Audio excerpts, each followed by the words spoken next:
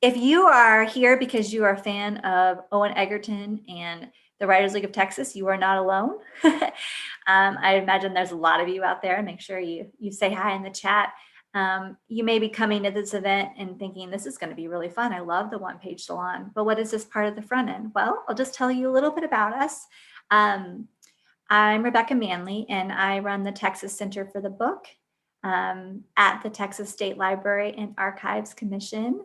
So kind of like I said before, our agency has a few different locations across the state, but we are located. Our main part of our agency is on the Texas Capitol grounds. So if you walked outside the east doors of the Capitol, you'd see our agency or a portion of our agency. And the Center for the Book is all about increasing literacy, reading, and library use with the celebration of the written word and literary heritage. So it's really important to us that we take time to really honor and cheer on our Texas authors and what y'all are doing and accomplishing throughout your lives and throughout the state. So that is a huge reason why we're here. I'm sure we'll be dropping some links in the chat so you can read more about the Center for the Book and TSLAC, as we call it, Texas State Library and Archives Commission. It's word soup, I know. But that is really what brought us here to partner with the Writers League of Texas and the Texas Book Festival to put on this event. So I am going to share a little bit of the flow of the evening, and then we're going to do our first door prize. So the flow is this. We're talking a little bit about the Center for the Book and TSLAC, and then we are going to do a door prize, and then we're going to introduce some special guests and do our literacy award ceremony. So that's all going to be pretty brief.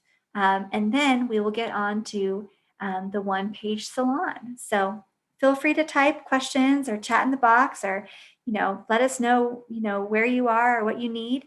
But the trivia, we're really excited, is we've got some goodies for y'all, okay? So we have a Read Y'all tote. If you look in your screen, you'll see that a little visual of some Texas authors with their Read Y'all tote bags. Nikki Lofton was actually the first author that was featured at our first ever Texas Author Celebration. I'm hoping she's here tonight. She's in the red shirt there. We have a Writers League of Texas poster. And this is huge, y'all. The Writers League of Texas is giving away a 1-year membership. That's so generous. And we know that if you are here as an author, you can benefit from their membership. But you also, if you are just curious about writing, honestly, if you're just a reader and you just enjoy books, you can benefit from that membership. We also have a Texas Book Festival poster, and then the adorable Texas Book Festival enamel pin, which you can see in the corner there. So a lot of fun prizes. And the way this is going to work is whoever's hosting at the time the trivia question pops up, we'll ask the question, and the first person to answer correctly will be the winner. So a lot of fun. I think we're going to go to our first trivia question. Who is excited? Who is excited? Okay. Question number 1. Born in Groves, Texas, this poet, essayist, and memoirist explored her deeply troubled childhood in the 1995 best-selling book, The Liars Club, and that's the truth. Whoa, a lot of people knew this right at once. Kelsey, you have your job cut out for you. I'm going to come in for a second as a voice that no one can, the headless voice, to say, guys, remember that in the chat box, you'll want to send your answers to, or anything you write in the chat box, to all panelists and attendees. Just pick that in the blue drop-down arrow, because if you're only sending to panelists, then only the panelists will see it. So all panelists and attendees.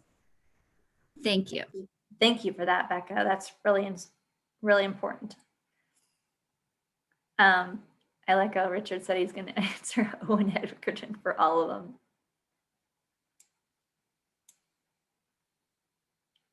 Okay, hi everybody. I'm Kelsey from the Writers League, and I have both the great and exciting job of announcing who is the winner of our trivias.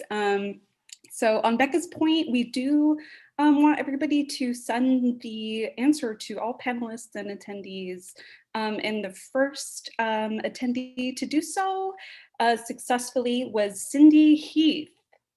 Cindy Heath is going to be the winner of our first door prize, which is really exciting. So Cindy, if you wanted to drop your email in the chat, you can, anybody who wins, you can send a little message to me, WLT office, and we can get your info from there. Congrats to Cindy. Yay, congratulations, Cindy. And don't y'all worry, we have 4 more door prizes to come. So be excited. All right, so for the next part of our program, we have a very person that I'd like to introduce. He is the director of the Texas Library and Archives Commission. He's been a supporter of, he's the reason we have the Texas Center for the Book at the State Library. And he is a big fan of authors and reading in general. So I'd like to introduce to everyone, Mr. Mark Smith. Rebecca, thank you so much. And good evening, everyone, and welcome to this year's Texas Authors Celebration. It is wonderful to have everybody with us here tonight in what has become really a signature event for the Texas State Library and Archives Commission. As you know, if you have attended this event in previous years, like Rebecca was saying, we love welcoming you into our beautiful headquarters, Lorenzo de Zavala State Archives and Library building across the street from the Texas Capitol. You can see it right there behind Rebecca when she's speaking. It's kind of over my shoulder here. We love providing food and drink and opening our doors to our colleagues in writing and publishing and literacy and archives and library work all across the state of Texas. Unfortunately, of course, as we're all very painfully aware, that's not possible this year, but it is vital that we carry on our work in these important areas and that we maintain the crucial connections that exist between writing and research, literacy, and libraries and archives. So we are especially pleased that you all agreed to be here with us this evening. And like all of you, I hope that when next year comes around, we will be able to welcome you back in person again. The mission of the State Library and Archives Commission is to ensure that people have the information they need to live informed and productive lives. And since 2015, the Texas Center for the Book has been a key strategy in our efforts to further that mission by fostering a love of books and reading and literacy and library use for all Texans, just the way Rebecca described it earlier. The Texas Authors Celebration is the brainchild of our amazing center director, Rebecca Manley, who envisioned this event as a way to recognize the wonderfully rich world of Texas writing and publishing and to connect with authors and with the resources connect authors with the resources that we offer to support your research and to recognize the efforts of literacy organizations in Texas to extend the joys of reading to everybody across the state. So speaking of connecting you with resources, we do hope that you will be able to visit us soon. We're currently taking researchers on an appointment basis. So if you have research needs in the area of archives, Texas history, and so forth, we would love to have you come visit us. We also urge that you'll explore the rich array of resources that are available online at tsl.texas.gov. And hopefully we will be fully open again before very long so that you can visit us in person again. As always, Rebecca has planned an outstanding evening tonight. We have Owen Egerton and the One Page Salon with us. And I can tell you, I'm really excited about that. I just recently read Owen's book, Hollow. And if you've not read it yet, I do highly recommend it. To say that it's a unique reading experience is something of an understatement. We're also looking forward to introducing the winners of this year's Texas Center for the Book Literacy Award. And congratulations to the winners and runners-up whom you'll meet in a couple of minutes. We are in so much awe of the work that you do to make a change in your communities.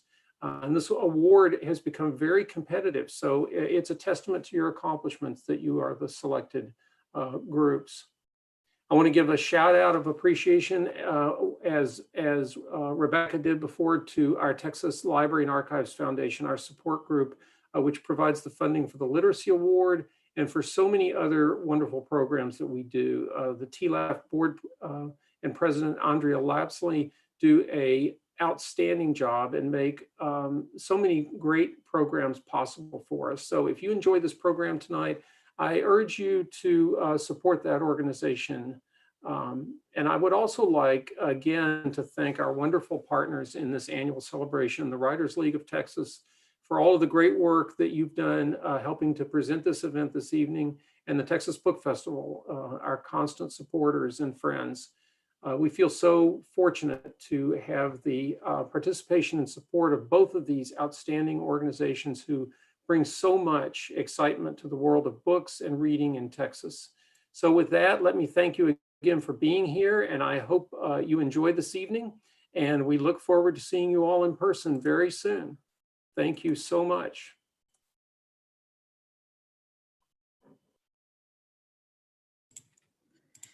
Thank you so much for that, Mark. I really appreciate Yeah. that. Yes, we have a lot going on, and just because it's a pandemic doesn't mean we stop our mission and what we have going on to try to serve Texans and to work on increasing literacy, reading, library use. And one of the biggest things we do is we have our Texas Center for the Book Literacy Award. And I probably should mention that the Center for the Book, there's a Center for the Book National at the Library of Congress, and each state has an affiliate. And so when I started, the Center for the Book National asked all the affiliates to have their own literacy award. And so these awards are actually modeled after the Library of Congress Literacy Award and are made possible by the Texas Library and Archives Foundation. And the way that we do it, honestly, when we were naming the award, I wanted to name it Lasso Literacy, because I imagine like a giant lasso and us trying to gather all the literacy organizations that were making a difference in Texas. Because one of the catalysts for this award is we want to be aware of what's going on in our giant, amazing state. And so I pictured us lassoing all the organizations. I didn't win. It's called the Texas Center for the Book Literacy Award. But what it is a way for us to get nominations from across the state for nonprofit organizations in literacy that are making a huge difference. And we have our work cut out for us, as all of the nominations we get are so worthy. And we have the infrastructure where we're able to give a $2,000 award for the winner. And then we're able to do 2 honorable mentions. And again, that's made possible by TLAF, Texas Library and Archives Foundation. And so our winner for this year is Books to the Border. And we're going to play a little video before we officially give them the award.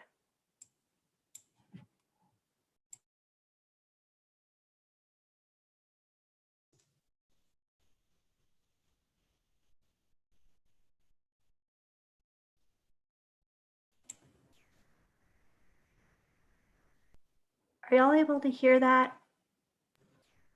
No. Okay. Let's check on that real fast.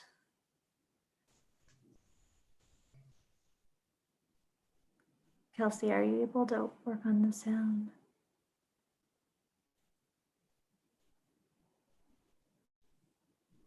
Oh, the joys of Zoom. Am I right, y'all?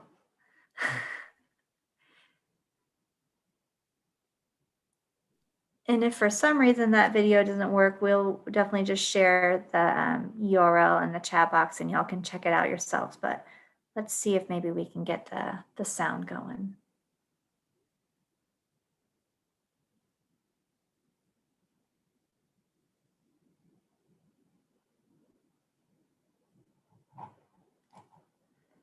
Kelsey, wondering if maybe we can go right to the website, and I'll put that in the chat.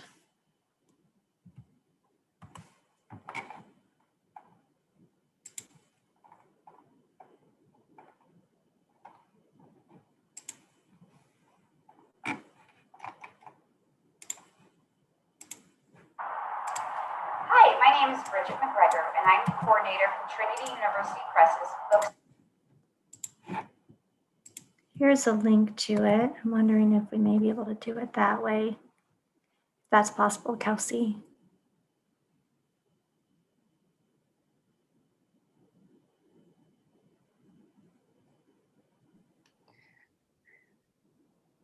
Hey there. Yeah, sorry about that. I was able to hear it on my end, so I'm not quite sure what happened here. Let's see.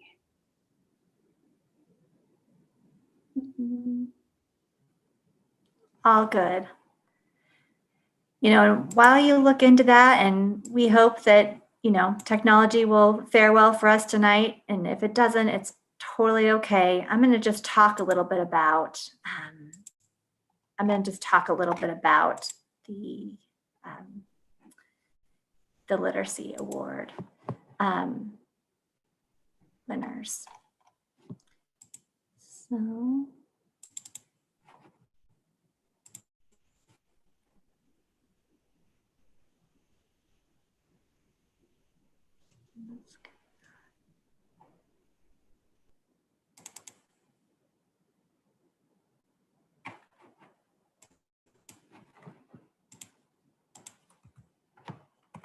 Thanks for y'all's patience.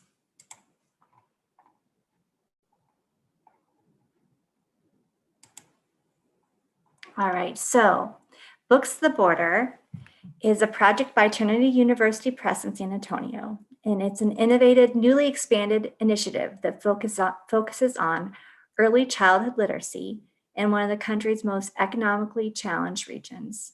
Their goal is to give one free book to every child aged from infancy to age 5 living along the United States-Mexico border.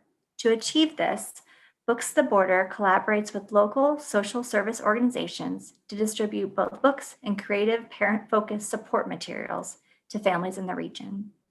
The books in the campaign are from the Trinity University Press's award-winning bilingual Arte Kids series, which features colorful artwork and text in English and Spanish. These beautiful board books are designed to encourage parental engagement with children and can be used for years by everyone at home. And if we can't get the video, which I think that's totally fine, we'll just move forward. And we actually have the executive director of the Books of the Border, and I would like to formally welcome him on to the stage. Thank you.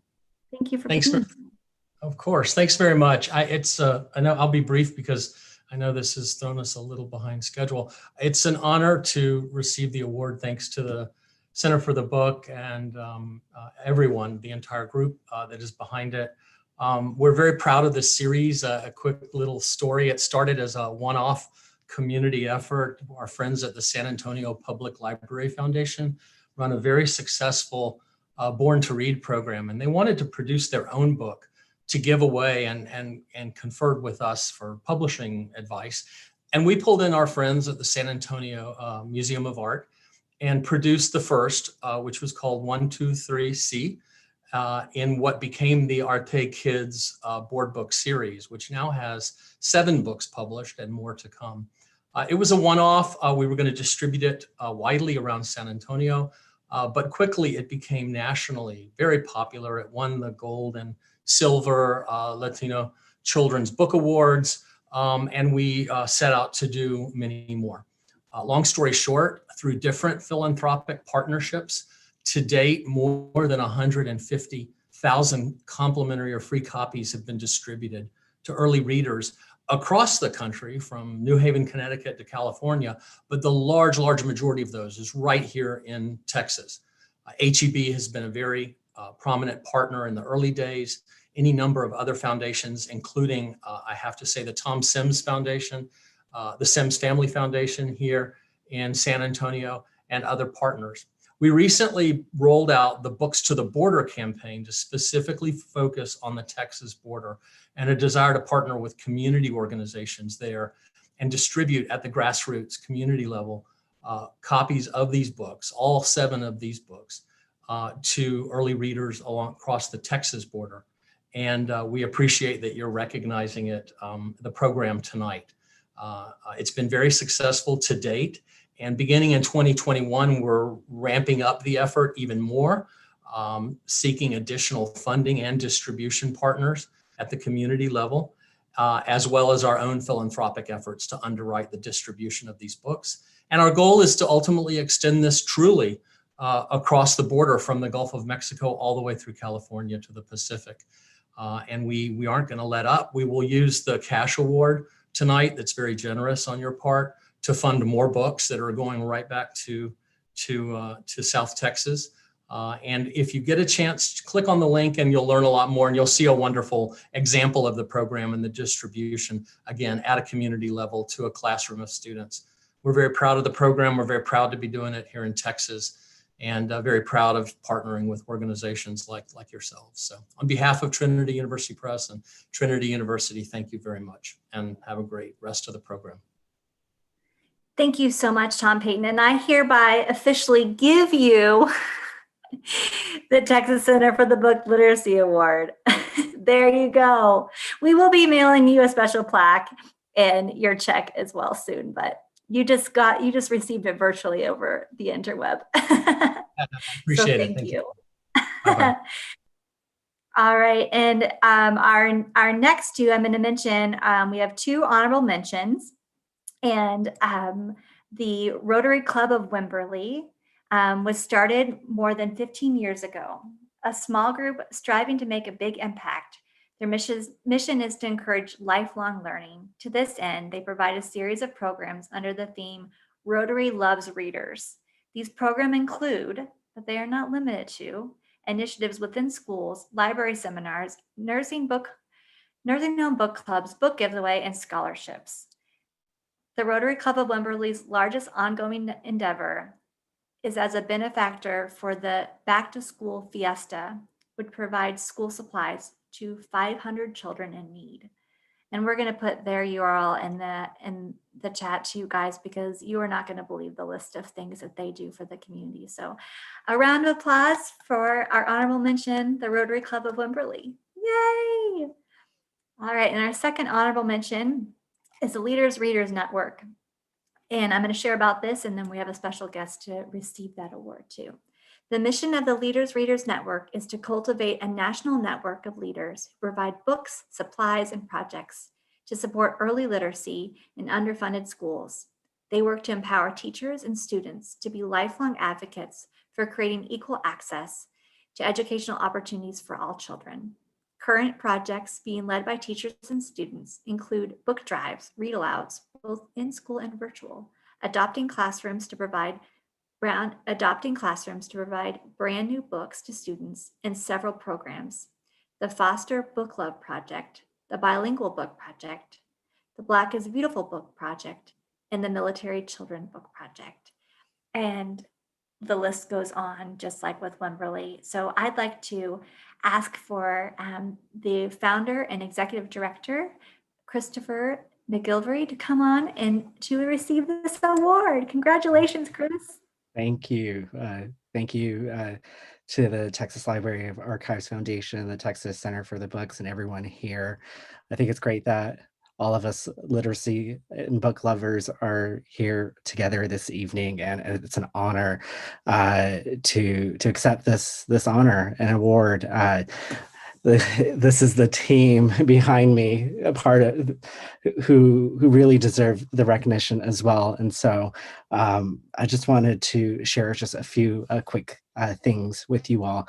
I started the Leaders Readers Network. It was formerly known as Give More Hugs, Helping Unite Giving Souls. And so we did a rebrand this last year, so it's easy for folks to know who we are and what we do. I've been volunteering over 9 years to help empower teachers and students, and it's been an amazing journey. I couldn't have done it without the many teacher and student partners, our board of directors, generous foundations, and folks like you all. We all have a story connected to literacy, and my mom has a story that is extended to the work that I am doing today. She grew up in poverty in the Philippines and had to work on her family's farm and didn't get to finish school. And so throughout my own childhood, she helped me realize my own potential through education and through books. And so I've been able to do that with our network of students and teachers. And this award is in honor of the 205 students and 212 teacher partners that has helped us make an impact over the nine years. We've been able to provide over 73,000 brand new books. This year alone, our team has been working really hard. Students are surprising me and sharing that they're realizing the inequities of our education system because of the pandemic. And so we have students leading fundraisers and adopting Title I elementary schools within a 10-mile radius of their community. We have students who want to ensure that students have access to bilingual books because they grew up speaking Spanish and English and want to ensure children can have that encouragement. And so since July, our team has provided over 13,000 brand new books. And so we'd love for you guys to check us out, leadersreadersnetwork.org, learn about us and get involved. It's priceless when you mentor a teacher and a student through our projects. And so we have so many great stories, but I'm just honored to accept this award on behalf of the great teachers and students that we work with. So thank you. Thank you so much for all you do. You could just go on and on because our organizations that we were able to honor are just amazing. So I hope you all will check it out. This award would not be possible without the backbone of our agency and the Center for the Book and the projects we do. They do their funding. And I'd like to introduce our president of the Texas Library and Archives Foundation, Andrea Lapsley. Thank you so much for being here, Andrea. Thank you, Rebecca. And Mark, thanks to you and all the talented staff of the State Library and Archives, and tonight to our partners and the authors that are joining us. On behalf of the entire Library and Archives Foundation board and all of our many donors throughout the state, congratulations to Books to the Border and their staff and their volunteers on being chosen the 2020 winner of the Texas Center Book for Literacy Award. I'm so sorry that we can't be together in person to celebrate your achievements. But as Mark said earlier, hopefully next year we will be able to join everybody. And my congratulations to the two honorable mention winners, the Rotary Club of Wimberley and Leaders of Readers Network. The foundation is pleased to provide all of you cash gifts that will hopefully allow you to continue and enhance your mission. Your work is so important, and we're so honored to recognize your organizations. This year has been a challenging year for everyone and every organization throughout our wonderful state. But throughout all of this, the State Library has answered challenges in providing services and programs to all Texans.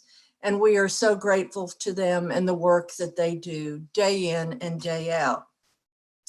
This year's been a busy year and a productive year for this Library, Archives, and Foundation.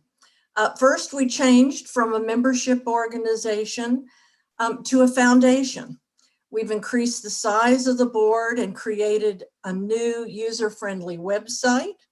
And throughout all the challenges of working virtually, our mission is clear and has not changed.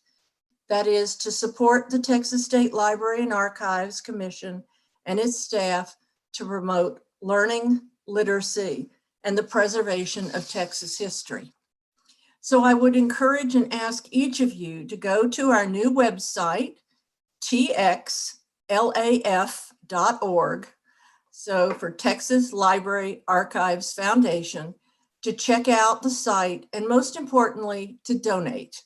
so we can continue to support the programs such as these awards and to provide even more funding to the State Library to enhance and expand the programs. Other programs and projects that the foundation supports are research fellowships to Texas scholars in Texas history that are using the collection and materials in the State Library. Over 40 libraries across Texas this year received grants from us, allowing them to purchase multicultural titles to be used with local celebrations of Lone Star Dia, the Texas Observation of Children's Book Day. We support the Letters About Literature program, which resulted in more than 1,300 students from grades 4 to 12 writing letters about books that have touched their lives. And next year, this is exciting because we've just received a new grant for this. We're going to be working to identify and recognize 5 literary landmarks in Texas. So your gift, no matter what size, are valued and so appreciated. Again, please go to our website at txlaf.org, and we will put that in the chat. So in closing, congratulations again to our winners tonight. We're so proud of the work that you do. And to the audience, thank you for joining us. We look forward to having you join us for future programs and becoming part of the Foundation's family of donors. Again, congratulations to all, and on to the authors. Thank you so much, Andrea. Really appreciate that. You know, one of the things that we are here for is to celebrate the Literacy Award, which we couldn't do without you. And we also want to help kick off the 25th Annual Texas Book Festival.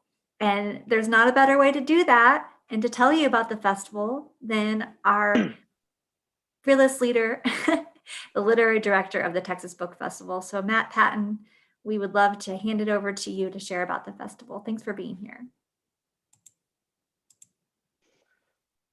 Hey, Rebecca, and hi, everyone. Thrilled to see so many readers and book lovers joining tonight, and with such incredible literary talent, too. I think the first time I met you, Rebecca, in fact, was at the first Texas Author Celebration about 5 years ago in that building behind you right there. That was in person, of course, but I'm so glad the Texas Author Celebration is continuing during this wild year for events, both literary and not. TSLAC, Texas Center for the Book, the Texas Book Festival, Writers League of Texas. We've all had to forgive the too often used word pivot this year, but in our hearts are the same goal, spotlighting Texas authors and writers, sharing the storied legacy of Texas literature and imagining its bright future. Some of my earliest memories are of reading authors with Texas roots, or who at least lived here a while. Sandra Cisneros, O. Henry, Larry McMurtry, the latter of whom I got the chance to see in the flesh in the Senate chamber at one of the earliest Texas book festivals decades ago. No Senate or House chamber this year, of course, no physical footprint for TBF at all, but Texas Book Festival's mission remains the same, to connect readers of all ages with authors through meaningful conversations and experiences. I encourage everyone to check out the virtual festival schedule at texasbookfestival.org. It's happening right now, and RSVPing for sessions couldn't be easier. Rebecca herself is a featured author this year, so she'll be on a panel. Becca Oliver of the Writers League is leading a Texas debut novelist panel on Sunday, November 15th. Stephen Graham Jones, who's here tonight, and Stephen, I love your Zoom avatar there. It's one of my favorites. He's going to be at the festival as well, and Stephen is the winner of the Texas Writer Award granted by the Texas Book Festival this year. Owen is leading a conversation with Michael Ian Black. So yeah, check it out. And thanks everyone. Congratulations to the Literacy Award winners. And Rebecca, back to you.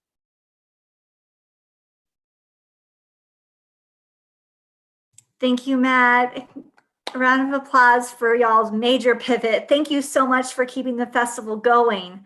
There are endless festival authors that I want to see this year, and such a great lineup. So cannot wait for that. And we are about to get into the One Page Salon, but before we do, I think it's time for another door prize. Question number 2. Born in Live Oak County in 1888, this writer, called the storyteller of the Southwest, spent much of his life dedicated to recording and sharing the disappearing folklore of Texas and the greater Southwest. Ooh, people are fast on the keys.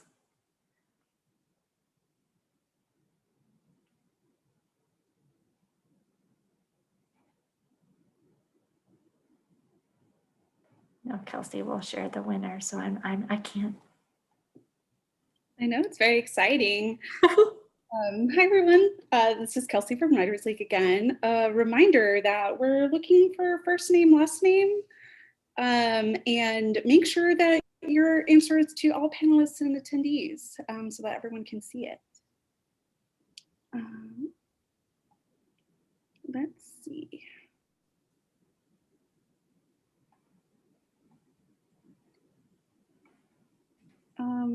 Okay, yeah, I think we will.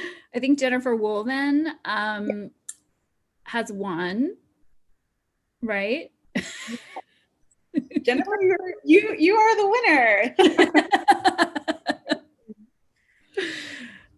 She did it. Some could say it's her second win, but we'll say it's her first. All right, thank you for that. And I think, did we have another door prize before you, Becca? Thought we I did. don't know, do we? We I do. can't We remember. do have one more Oh, okay, question. I'll go away. Get your fingers ready, everybody. Guys, we have one more door prize question coming up right now. Okay, let's go. And 2 more on their way. All right. Born in Houston, this writer's novel, Bluebird, Bluebird, won the Edgar Award for Best Novel in 2018.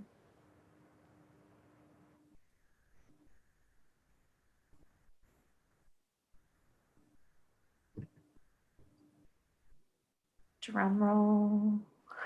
Oh my goodness. Rebecca, it's Matt, but I'm not eligible to to take a guess, right? You can guess, Matt. You just can't win. Yeah. Okay. Your guess Well, would should I? people off. But I Yeah, think I can put it in the box here if you want me to, but it's been put in the box. It's in there. It's Oh, in the there it box, is. Matt. Okay. All right. I had to click the 5 new messages button there. Yeah, it looks like the first person to come in with the first name, last name is going to be Maggie. Maggie Bootman. Awesome.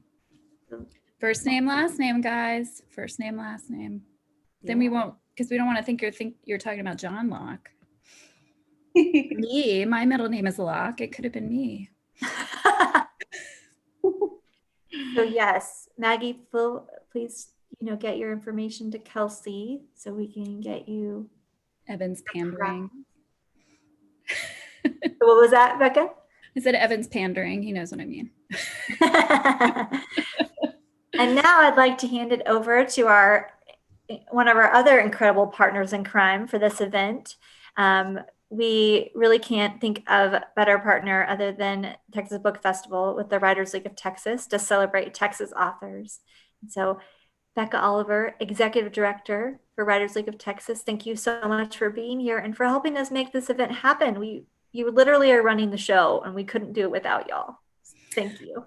Thank you. I'm so excited to be here. I'm not going to take up too much time because I'm also so excited to hear these readers read from their works tonight. So first, I just want to say, to Matt and to everyone at the Texas Book Festival, what an amazing feat to come in and have to take a festival that part of what is so wonderful about it is that you're outside, if it's a sunny day, unless it's a rainy day, and you're strolling around and you're enjoying the Capitol grounds. But looking at the lineup of the virtual festival that they put together, it is so good. And there's so many wonderful writers involved and so many important topics that are being discussed, and the ability to spread it out over 2 weeks and give us even, what feels like more programming is amazing. So it's exciting to be here tonight to kick off the Texas Book Festival officially. I know we've had a pretty cool week of kids programming going, but kicking off the adult side of the programming. And I just want to say on behalf of the Writers League of Texas, we're, for those of you who don't know us, we're the largest literary arts organization in Texas. We've been around. Next year. We'll celebrate our 40th anniversary. We were in the meeting, the first meeting when they talked about starting the Texas Book Festival.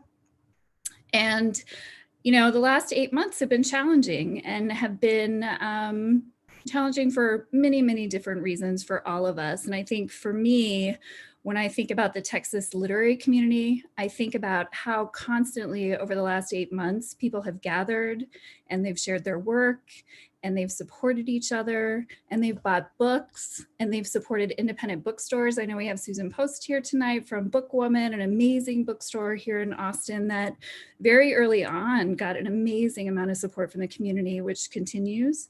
Obviously Book People, who's a part of the Texas Book Festival tonight, but the amazing attention that we've given to each other and the support and the love and the way that we've worked so hard to build community when we're forced to build it apart has been amazing. And it reminded me pretty much every day why I love the job that I do, but also why I feel so fortunate to be in Texas and to be a part of this community, because I think it is unique. I think it's unique to any other state in the country in the way that we have built a literary community here. So I'm glad that we're here tonight to support not only the Texas Book Festival, but the Texas Literacy Award, which is so important. I'm glad that there are librarians out there listening right now. I know I've seen some names pop up. We have booksellers, we have authors, we have folks who work every day in nonprofits associated with literacy and literary endeavors.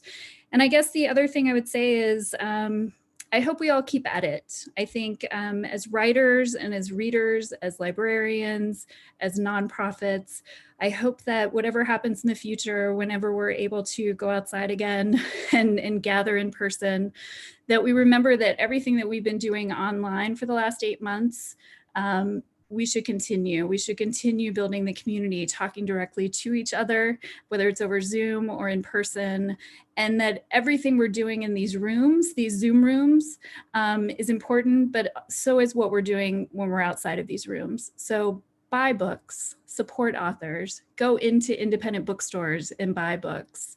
Give money to nonprofits, give money to literary organizations, give money to everyone who won a literacy award tonight and all of the other people who probably were nominated, but there's just not, enough money in the bank every year to give it to them.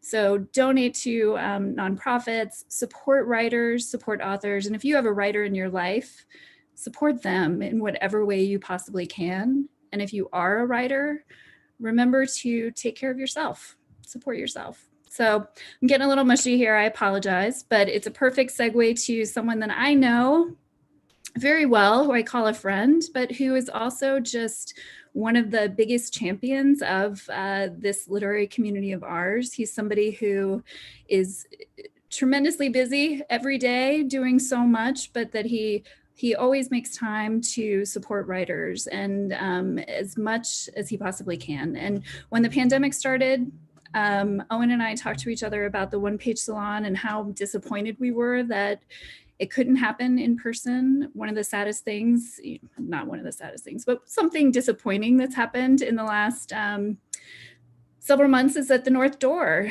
where we used to have the One Page Salon, is closing here in Austin. So we thought, what can we do with this event that what's possible virtually? And it turns out that you can have a virtual One Page Salon, that you can invite people and they will show up. You can do a live stream on YouTube and even more people will show up. And you can, what we've done previously is gather donations for different organizations or entities that needed them, and people will open their wallets and give. So it's been an amazing experience partnering with him on this.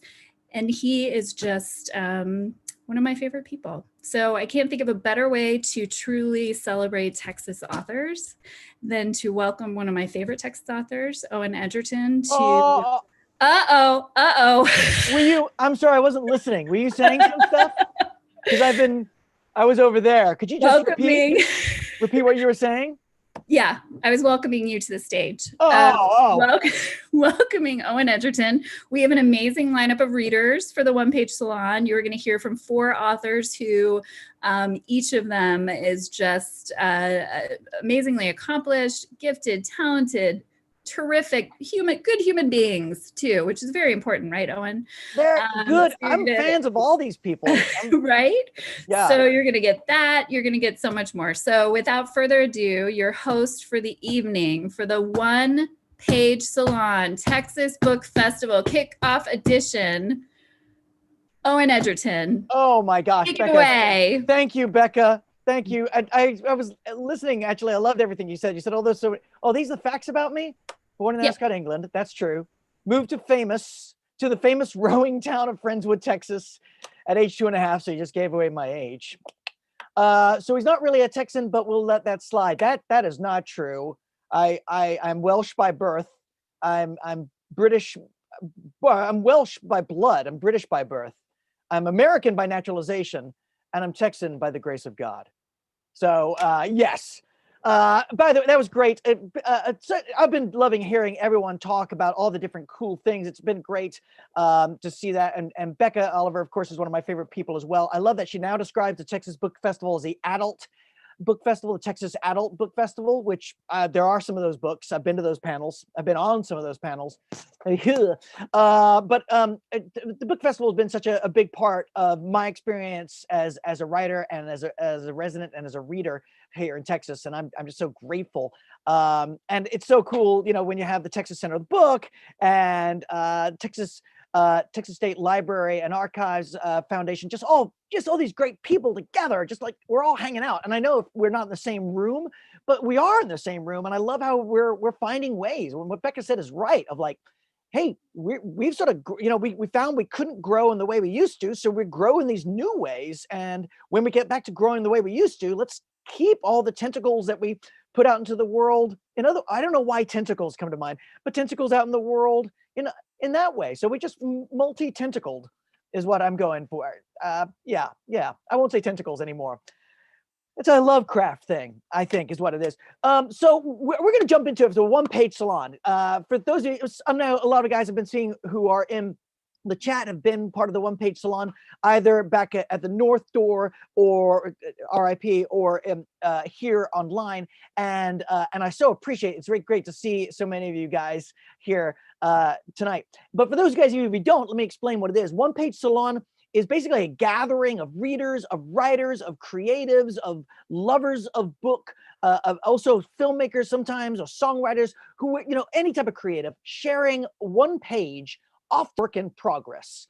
That's basically what we do. The idea is that we've never gone to a reading with that. We said, gosh, I wish that reading was just a little longer.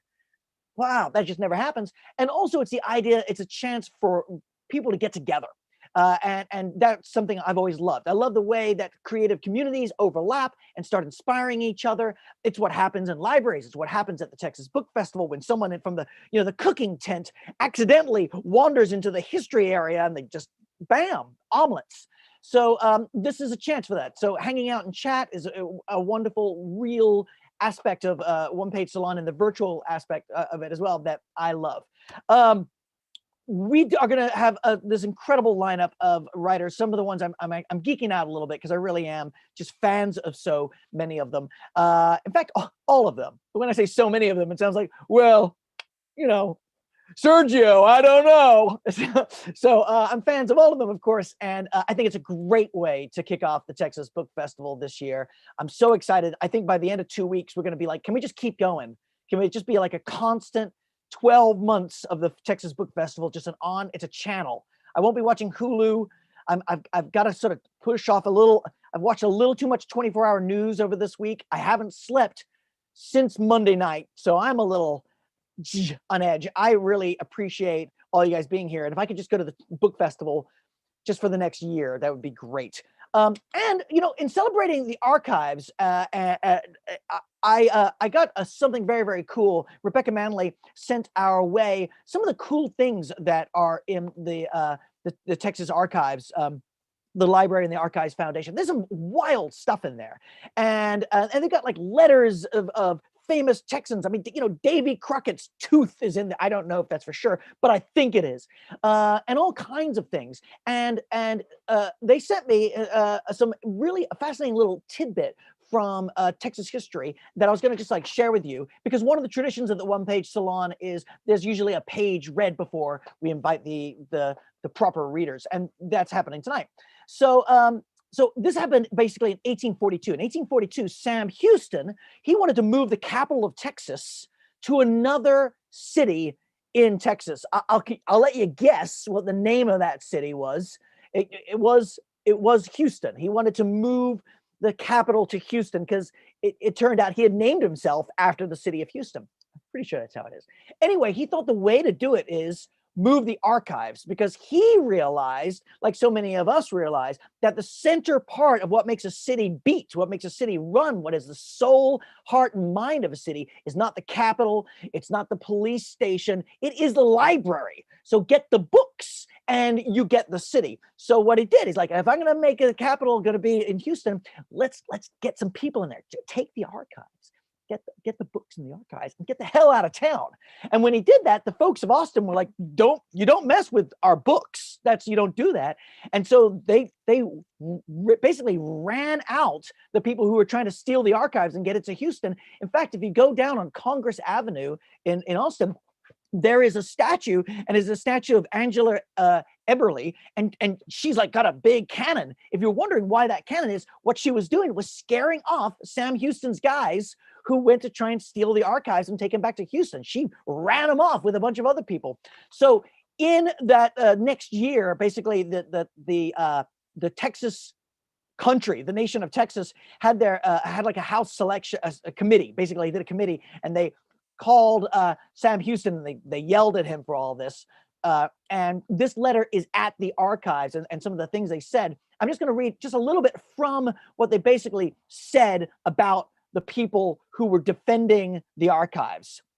Basically called them and said to them, to defend the archives from the depredations of these lawless men in their unholy enterprise, undertaken though it were under the patronage of the executive, that's President Sam Houston, of the executive, is to protect and defend them with the duty of every patriot citizen of this country, which is Texas. They deserve the thanks of the country for their conduct. The archives, the public documents, are in the custody of the law and fortified and defended by the stout hearts and strong arms of our citizens. The sanctity of the depot should not be violated either by executive prerogative or the minions of said power.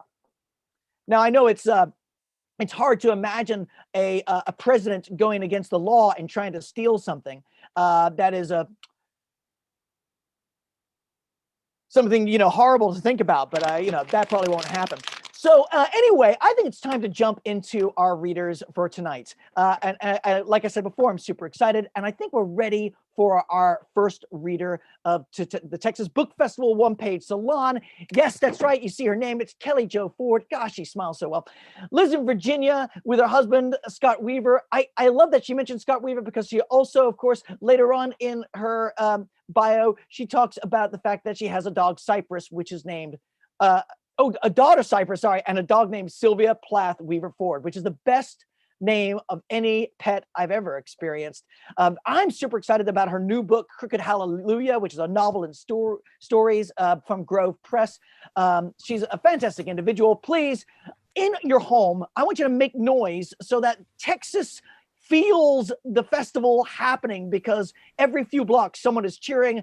Make that noise for Kelli Jo Ford. Can you hear it, Kelli Jo? I hear it. I feel it. I feel it, man. It's good to see you, Owen. Thank you so much. Oh, it's really good to see you as well. I'm really happy that you're doing the One Page Salon, and congratulations on Crooked Hallelujah. Thank you. Thank you. It's been exciting. I'm pleased to finally join you in this unholy enterprise. That's unholy enterprise. Kelli Jo, I was talking to Becca earlier, and she was like, I want to find out, like, for each of these people, what is their connection to Texas. That's why she was asking me, it's like, where in Texas were you born? I was like, I was born in Ascot. So what is your connection? Sure. So I was born in the Cherokee Nation in Oklahoma, and I moved to Texas when I was a little kid, a little town called Nakona, where the leather goods capital of the Southwest, make boots, make baseball gloves, make belts, all that stuff. But that's where I went to, good portion of elementary school, graduated from high school and all that. My folks are still out there. Oh, yeah? Yeah. Do your folks wear a lot of leather? Did they get like discount on leather? I mean, it's embarrassing how much leather they wear. Well, it's never too much leather. If this suit could be leather, I guarantee I would be a happier man right now. I wanted to ask you, so each of the writers, I ask 3 questions. They're the same 3 questions for every writer, which means everyone else is going to get a little extra time to think about it. So you're going first, which I really appreciate that. Is that okay? It's fine. Let's do it. Okay. You're bold and brave. I appreciate that. Okay. My first question was, because, this is actually going back to the idea because, part of the reason we're here tonight is celebrating the Library and Archives Foundation. What is like a particularly wonderful library memory of yours? When I think about libraries, I think about my high school library, and it goes way back because it was there in Nakona, Texas, population like 2,997, that I first came across like the autobiography of Malcolm X and Martin Luther King, and like I know When the Caged Bird Sings. It just opened up this whole world to me that was vastly different from the world I was growing up in, and it totally, like, it's where I became a reader. I just would go and check out these books. Like, some of them had not been checked out since, like, I don't know, 1978 or something. But it just shifted the course of my life, the way that I thought, what I wanted to do, what I thought was possible. The idea of writing, I mean, that's what I think of when I think of libraries. It's like looking at these old cards. What were they called? The cards that you would use to check out? The Dewey Decimal System? Yeah, well, the cards that you would check, you would fill out your name and a date, and it would get stamped, and and slide it back out, like looking at them and seeing how long it had been since they were checked out, and just like they were yellowed. And we're being told they're called book cards. Book cards, of course, they're called book cards. Yeah, not the best name. That's why they died out. They really needed a better name for those. Yeah, but I mean, that little high school library was just a wonderful library, wonderful librarians, and just life-changing. Yeah. Okay, your next question. I totally agree with you. Next question. Okay. What is your weirdest, or one of your weirdest, writing or reading habits? I couldn't decide of writing or reading habits, so you can choose. Let's see. I don't know. Like not writing. I can't write. I finished my first book, and it's so hard. It felt traumatic to get that baby out, and I just sort of like I ran into some trouble, Owen. Oh man, was it called 2020? I guess so. I don't know. It's like I just wanted to run into a hole and curl up. Maybe it's not the book. Maybe you're right. I think it's hard. It's hard. I mean, really. I'm sure you are, but cut yourself some slack. Like it is hard. I think we all sort of like go, oh great, we got to stay home and whatever. I'm gonna finish an amazing novel, and then we were like, Twitter, So yeah. Yeah. I don't know. It's like, oversee virtual school for a second grader and work and, do all this. Like, anyway, I don't know. Okay. That feels like my weirdest writing habit right now. That's what comes to the top of my head. There might be better ones, but. Yeah. I mean, I would say this sometimes. I remember hearing George Saunders mention about like, hey, I know we always talk about you gotta write every day, but sometimes the kettle's full of water. It just needs to be ready to boil at some point. And if it's got more water in there, it's going to take longer to boil, and that's okay. That time that it's heating up that's part of the process too. That's There's what it is. More writing than typing. I'm full of it. But this has been really good. This has been so good because I had something that was an idea that I started, And it's like, oh, something new. And it's like, but getting back in here, just the act of tinkering and being invited to do this, it really stirred some things. And so I'm grateful. I'm grateful because I'm like, oh, maybe there's something here. I just needed to remember. Wow. Oh, I appreciate that. Okay. The last question that I've got is, who is a writer that this week, like you would give almost anything just to hang out with for a while? Like I don't, any writer from any time in history that you're like, can we just talk for a while? I mean, always for me, any week, it would be Louise Erdrich. I've never gotten to meet her, and she is my kind of like my everything. So if I ever meet her, I just melt in a corner and just be pleasantly happy to be there, melted next to Louise Erdrich. Well, big surprise. Louise, come on in here. Yes. Oh, I'm sorry. She's camera shy tonight. She's camera shy. You just stay over there. Yeah. Okay, so I think that's a very good call. I would love that too. So you wrote something new. Do you want to set it up for us? Yes. So it's a novel that I started when I first thought that I had finished Crooked Hallelujah. Little did I know Crooked Hallelujah would not be finished for many more years. But it's been in the back of my head for a while. And I went back into it and I looked, and I started at the beginning, tinkering, playing, and I realized that just maybe this is why, like, I couldn't catch fire, but I got to page 15 and I thought, this is the page I'll read, and maybe this would be the beginning actually. Yeah. Do you want me to tell you what it's about, or just read it? Up to you. You can just read it if you want. I'll just read it. Okay, so ladies and gentlemen, without further ado, I know that you're out there, and I know it feels weird to clap in your own home, but I'm going to ask you to do that. I want you, as if you are all that hoard of books in Kelli Jo Ford's high school library that haven't been checked out in over a decade and are just screaming for some intelligent teenager to come and take a look, and you're flopping your hardback and your coverback. Make that kind of noise for Kelli Jo Ford. Oh my, thank you so much, everyone. I can feel it from here. So this maybe novel has a title that I realize now that I also don't like. So My Bread, My War is what's scribbled at the top and then scratched out. It's untitled. But here we go. We're gonna be with Janie Tabor. Janie pulled into the parking lot of the Mabel Bassett Correctional Facility and turned off her mom's Ford Ranger. One last time, she opened the brochure the unit counselor had sent. She couldn't glean anything she didn't already know there. The brochure summarized the prison's innovative educational programs on the front and its past wrongs on the back. There had been a flyer printed on orange paper inside with the title that read, "On Picking Up Your Loved One and Returning Home." The expectations section began, "Life as you knew it is going to be different!" Exclamation point. "Fuck off," Janie said, and tossed the brochure onto the dash. She wiped a hand over 3 years of dust that had turned gummy and made a mental note to pick up some Armor All. She lit a cigarette and banged her palm against the stuck window glass, wiggling the handle.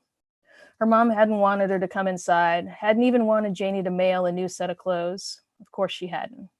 "I will come out and see you free as a bird," she had written in a card that had a stupid fucking rabbit holding a heart balloon on it.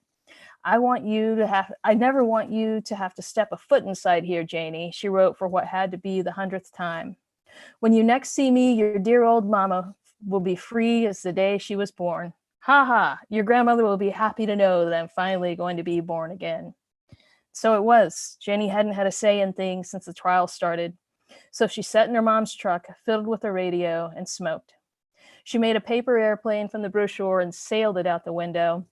Then, afraid she might get arrested for littering, she jumped out after it. She was about to light her third cigarette when she noticed her mom standing at the security entrance. She was wearing the same maroon dress that she'd worn in court the last time Janie saw her. Janie could see the weight she'd lost from across the parking lot. The wrinkled polyester looked like a tent draped over the wrong frame. A man in a dingy suit was saying something to her, but her mom's eyes were on Janie. Her mom nodded her head for the man's benefit and took the manila envelope, but a small smile broke across her face. She raised one hand, unsure, looking like a small child braving a goodbye on the first day of kindergarten. Oh man, I love that. Thank you. I love that. I think Becca put it, and I think other people are in the chat as well. That feels. I mean, if that's your opening, I want to read that book.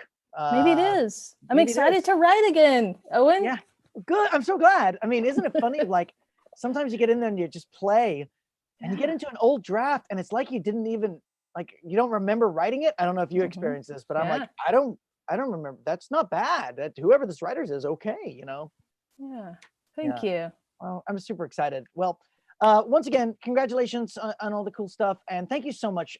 This is not the easiest week to be anywhere, virtually or any other way. So, thank you for joining us tonight. Thank you. It's wonderful.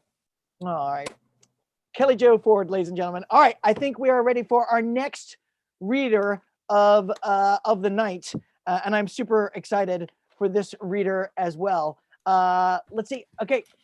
Yes. Okay. So, Felita. Hey, Owen, can I ask you a question? Yes, Becca. Are you going to do the title thing? Oh, I am. Thank you for reminding me, Becca. You're welcome. You're just reminding me. So I'll introduce Felita in just a second, but Kelli Jo Ford just did her reading, and I didn't tell you this, but basically we name every One Page Salon. We name it because it is a child that we had together, or a pet that we have adopted from the shelter, and it is now all of ours, and we have to name it. And so what I do is I take a phrase from everyone's reading, and I basically offer it up to which would be the phrase that best represents tonight. So the first one from you, there were so many good things. At one point I was like, wouldn't it be great to call tonight Stupid Fucking Rabbit? I thought that was pretty good. But then I thought instead, life as you know it is going to be different. Life as you know it is going to be different. I don't know why a change in life or national circumstances comes to mind this week, but that's what I was thinking as a possible title for this one. Is that, are you okay with that? I'm okay with it. Let us pray. Amen. Amen. Okay. Thank you, Kelli Jo Ford. Appreciate it. Yeah. Okay. Now introducing Felita Hicks. They're a poet, an essayist, an interdisciplinary artist. They remember that they were the editor-in-chief of Borderlands, a journal I just love, author of Hoodwitch, which has been getting all kinds of wild praise. It was a finalist for the Lambda Literary Award and for bisexual poetry, the Balcones Poetry Prize as well. Just all kinds of cool stuff. They've been published in anything you like. Basically, any journal that you had, they have been published in it, which is fantastic. Please welcome to the One Page Salon, Felita Hicks. Hi, how are you? I'm good. How are you? I'm doing good. I'm drinking wine. I'm not sure if I have as much energy as you. Oh, I don't think drinking at this hour is appropriate. Well, I've been spending many hours on Twitter, so it's about that time. Gets a little earlier every day this week. You've got, by the way, the best microphone I think I've ever heard. Okay, good. That was the that was the goal when I purchased it. It's fantastic. I'm like, it feels I must sound tinny and weak compared to your voice right there. You sound good. I got it for a project I'm working on. So really, can you tell us a little bit about that project?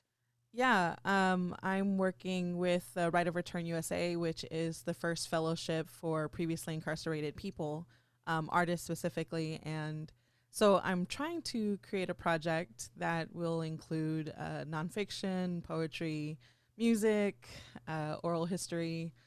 It's a big thing. It'll be happening for a long time. That's all I've learned. That's fantastic. Okay, that's great. I was going to ask you too, what is your connection? What's your connection to Texas? Yeah, my dad was in the military, and so I'm actually from California, but I've spent most of my life on the road, and we ended up in Fort Hood, Texas. Oh yeah. And I just kept coming down the highway. I just kept coming down. Almost every city I've lived in has been somewhere along I-35. So I'm now in San Marcos, Texas, and that's where I think I'll stay. So. San Marcos is a pretty good town. I like it a lot. But that's super cool. Are you ready for the 3 questions? I am. Okay. Did you hear Kelli Jo Ford's answers? I did. Okay, so I mean, you can't steal those. You have to have your own, of course. I've got my own. All right. So the first one is what is a library memory of yours? Yeah, I kept thinking of 3 main ones, but the one I'm going to go with is the one I talk about the most. When I was first trying to understand my gender and trying to get a grasp on what was happening with my body and like, what that meant, and wrap my mind around what it meant to be a girl or a boy, I snuck into the the teen section so I could read the teen books because I thought maybe that would help me learn more. And so I spent a lot of time sneaking into the adult side of the library that was in my small town at the time. So that's my favorite memory, is sneaking in to get a book. Did you find kind of forbidden books in that section? I did. I wish I could remember the titles of them. I was like 11. I don't remember all the titles of the books that I found, but I do remember learning about ejaculation from a book, and learning about a lot of things from a book. And I was like, oh, that happens? I don't look like that. What's that? Huh. So, wow. Yeah. I mean, I remember I think Judy Blume. Yeah. Yeah, there was definitely some like, whoa, wow. I wasn't allowed to read it. Oh, wow. I wasn't allowed to read. That's the one book my mom did know the title of and was like, you cannot read that one. What was it, Forever? Am I thinking? It had more to do with like her Christian beliefs, and so I wasn't allowed to read certain things, and she knew what that book was about, and I could not read that one. Yeah, she didn't know what the other books were about, so it didn't matter. Yeah, I think it was snuck around. It was Forever was like, I remember in the cafetorium in my middle school, which is like a cafeteria and the auditorium, so they called it a cafetorium, and they were sneaking around Forever with like pages folded, like. Skip to the Ralph scene. The Ralph was a name of a body. We really are the Adult Texas Book Festival today. We're talking about naughty Judy Blume. Okay, so the next question: would you say is your weirdest writing or reading habit?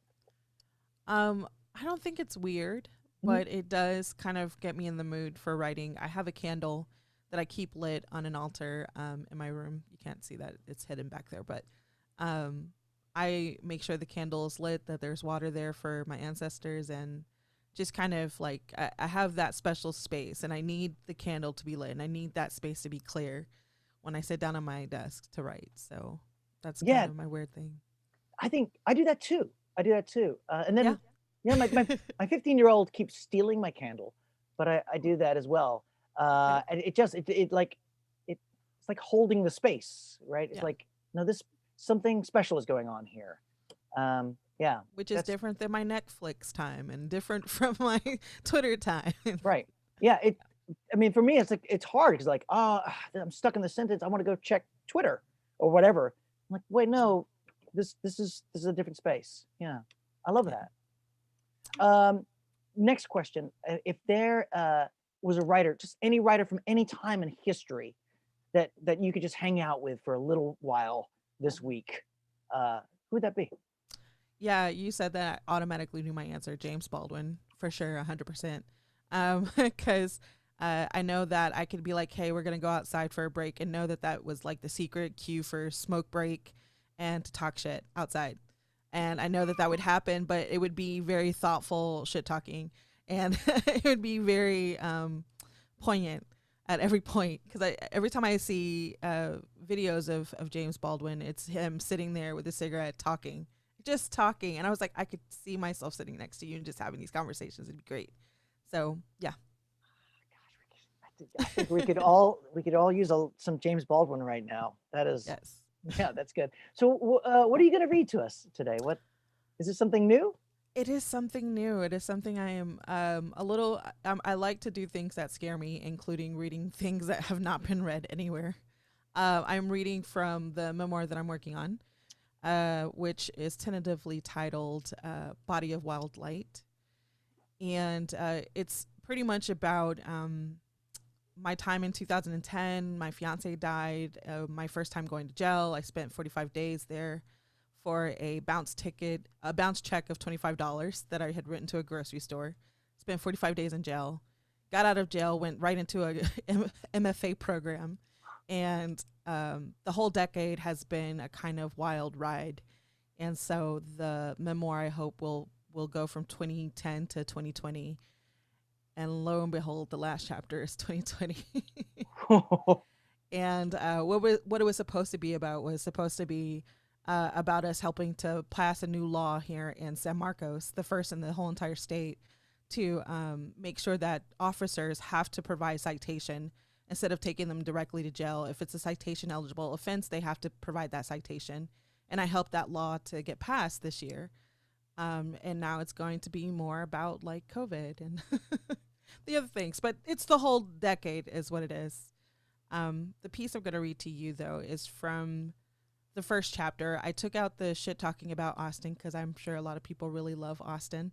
So I didn't want to offend anyone. And we're going to jump right into the drive to the airport when I get ready to leave the country for the first time. Oh. So this is the day that I get ready to leave the country for the first time. All right. Well, that's so great. Ladies and gentlemen, if you're out there in your homes, what I want you to do is I want you, everyone, just in your heart of hearts, burn like James Baldwin cigarettes. And there'll be a million warm cigarettes being smoked by one of the wisest and most compassionate writers of modern times. And give that energy all the way to Felita Hicks. Austin is a city I hate to love, and love despite its hate. A bluebell in the heart of Texas, the city is where young, hungry poets go to eat. Young, hot-blooded conservatives go to die, and I am glad to be leaving it for a while. Technically, the ride to the Austin Bergstrom International Airport from the small 2-bedroom apartment we share in San Marcos is only 45 minutes long. But in that time, we crossed the borders of 4 cities: San Marcos, Kyle, Buda, Austin, each threshold more industrial than the last. Each highway exit boasting its own neon threat. Slow down. Construction. 500 dead this year. The metaphor of my life is an orange construction cone knocked over and lying on its side in the middle of IH-35. We swerve to miss it, like we always do. And somehow, I'm safely at the terminal entrance with more than an hour to spare. 10 minutes later, I'm relaxing into my spot by the smoking pit, watching the sunrise and the city stir, its shadows arcing like the back of a feral animal. When I woke this morning, I was more than a little anxious, but sitting outside of the terminal now, warming to the coffee, my mind drifts off to another time when I was even more anxious, when I too was feral. A time when I had slept in Austin's quieter streets, another indignant black body curled up on the cold metal bench of a bus stop off of Riverside and Pleasant Valley.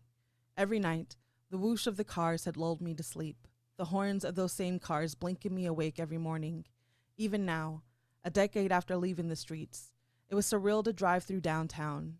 Without meaning to, I would watch a hologram of myself walk alongside the congested streets and into the nearest grocery store, feel my last 20 slip from my hand, disappear into the register, and be replaced by a lottery ticket that wouldn't win. My fear comes from knowing that there is a bottom.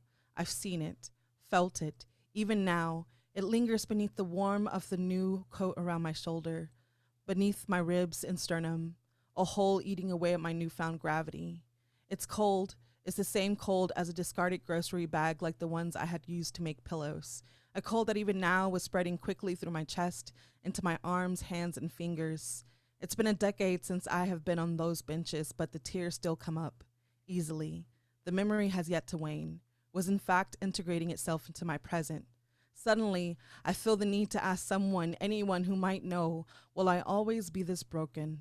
Will I ever forget? Crying intermittently outside of the terminal, on a literal bridge between two worlds, I meditate on the dozens of cars rolling by, the dozens of lives intersecting at this one particular moment, in this one central space. Lean back into the rhythm of the familiar whoosh and wonder, how many of more will I meet today? Am I the only one who has crossed the threshold of poverty to find themselves suddenly with a scholarship, free money, a trip to Jamaica? Am I the only one who feels like a fraud with a suitcase and a laptop? Shaking my head, I try to resist the urge to pray and praise the God of my former religion. Some remnant of my dignity knows I shouldn't be overly grateful for every single opportunity I'm given, specifically opportunities that should be fundamental rights and easily accessible, like an education, the right to travel, a roof over one's head, access to food. I know I shouldn't feel it, but I do. I'm grateful. Maybe one day when I'm older, I might be strong enough to upend the status quo and rob the rich blind, but on this day, sitting outside of this terminal, with a literal ticket to paradise, the promise of sun and green and laughter after so many days in hell, I'm grateful, overwhelmingly so. Putting out my cigarette and wiping my face, I look down at the ashtray and wince at the number of half-smoked butts. Am I the only one who, with a full pack of Camels, still feels the urge to collect discarded things for later, just in case? Staring into the ashtray still, I pull out 2 more cigarettes, one for me now and one for me then, or anyone else who might need it.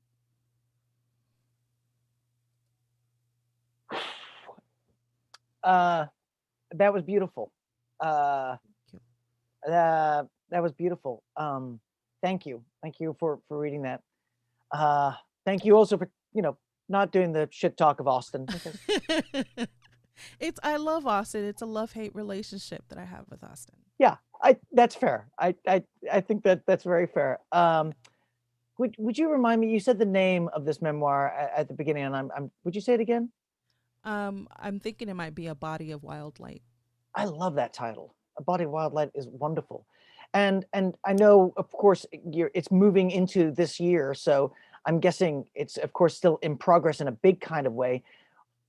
I'm asking, when can I read this? When can I buy a copy of this and read it? When can I go to Bookwoman, buy a copy, go and give them all my money? I love Bookwoman. I am hoping that we will see things moving in the next 6 months. So 6 months, right? Okay. That's just moving. That it maybe 2023. Oh, cross your fingers. Well, this week has taught me that patience is sometimes a really necessary virtue. So I will wait. I'm very excited for that. That was beautiful, and I really appreciate that and you sharing that tonight. Thank you so much for having me. Thank you, Philida Hicks, ladies and gentlemen. Okay, as I mentioned, by the way, we always take a possible title, and for Philida Hicks, I took from their memoir piece there as a possible title, Newfound Gravity. Newfound Gravity. There were so many great things, of course, but I thought that Newfound Gravity might be a beautiful phrase to name tonight's One Page Salon. Okay, I think we are ready to bring on our next. Are you guys ready? Are you feeling it? You guys feeling it? Well, before we do, let me tell you something else about the archives, which is pretty fantastic that you may not have known. There's a letter in the archives down by the Capitol that you can see at some point that was written by I threw it away, but it's written by Morse, the guy who invented Morse code, and Samuel B. Morse, that's his full name. He basically, when Texas was a country, he wrote a note saying, "I've just invented this thing that can make you, communicate across distances." It was called the electromagnetic telegraph. And he said, "Hey, I tell you what, you guys can just have it. You guys, the country of Texas, can have it." And no one wrote back to him. So 20 years later, when the United States was like saying, "Well, we're going to do this. We're going to take this offer," and he's like, "Well, I better write to Texas again, who's now a state, and just sort of let them know that what they are, that they don't get it anymore. We're taking it back." He's basically like, "Sorry, I made this offer. No one wrote back. Sorry, Mr. Houston, I'm taking back and I'm giving it to the United States." Now also seems a good time for a trivia question. Becca, are you going to read the trivia question? I would love to come on up here, Becca. Oh, hi. Oh, hi. Oh. Did you not bring yourself on? No, I'm going to read it. Great. Okay, cool. All right. Yeah. I just forgot. I took off my my outer garment. I just called on you, didn't I? It's exactly what I said I wouldn't do. I've just suddenly announced someone has to be. I'm thrilled to read this trivia question for you. Question number 4. Though she's referred to herself as a wandering poet, this poet, songwriter, and novelist born to a Palestinian father and an American mother calls San Antonio, Texas home. Wow. What? This really could be anybody with Well- such a vague description. It's just Pretty specific. I don't know. We'll go ahead and agree that Julie Webb, I believe, let me make sure. I'm sorry, I'm taking your job, Kelsey. Yeah, Julie Webb, Naomi Shihab Nye, wonderful, wonderful woman, wonderful poet, amazing work. Most recently, The Tiny Journalist. So yeah, done and done. There we See you go. later. Bye. I might, just be aware. I might anytime. Yeah, I'll put my thing back on. Okay, bye. Okay, there you go. Bye-bye. All right, that was fantastic. Okay, so I think we're now ready for our next reader of the night, and I'm really excited to have Sergio. Sergio actually had to join us a bit later, so I'm glad that Sergio was able to come on in right now. He was at another virtual event. Author of all kinds of different books. You can see some of them listed right there. La Sortie and Of the Stories, his book on essays, Crossing Borders, his novels, The Nature of Truth and From This Wicked Patch of Dust. He's also been an editor. He's been doing all kinds of stuff. He's won a bunch of different awards. He's actually just an amazing individual that I know inspires people, both in the words that he puts on the page and the person that he is in person as well. Please put your virtual hands together for Sergio Troncosco. Hey. Hey, Hi, Owen. How are you? I'm good. How did I just finished teaching a workshop for 2 hours, so I'm ready. It was a workshop. I knew there was another event. It was a workshop. Okay. Yeah, no, it was actually a lot of fun. And I said, well, I got to get to Owen. Yeah. I'm sure they all understood that, like, oh, well, we will go away then. Yeah. Right. No. We did our job. We did everything we needed to do. So I was pretty pumped. Oh, good. Oh, good. Are you finding the virtual workshops and those kind of things? Are you finding that people are more like, oh no, we get it now. We get how to connect in this weird way.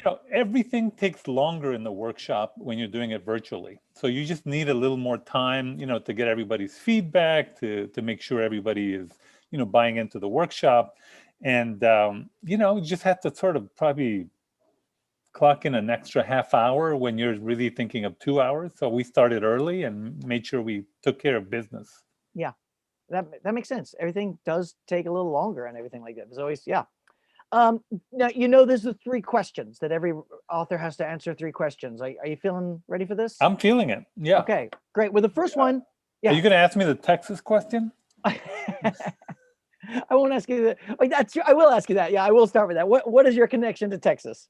Well, I was born in Texas. I was born in El Paso, on the outskirts of El Paso, in one of the oldest parts of Texas, in Isleta, which had in existence before Texas was Texas, before actually the United States was the United States, and in the mid 1600s. Wow. Yeah, and basically a shanty town, a colonia, as you would say in Spanish, in the outskirts of El Paso. So I'm probably the only writer here. Yeah, somebody spelled it with an I, but it's actually spelled with a Y in Texas. And exactly. And it's probably the only author here with an outhouse in the backyard and a hole we dug to create it. Wow. Oh my gosh. My first job was carrying live chickens from trucks. No child labor laws in Texas at 11. Where were you carrying them to?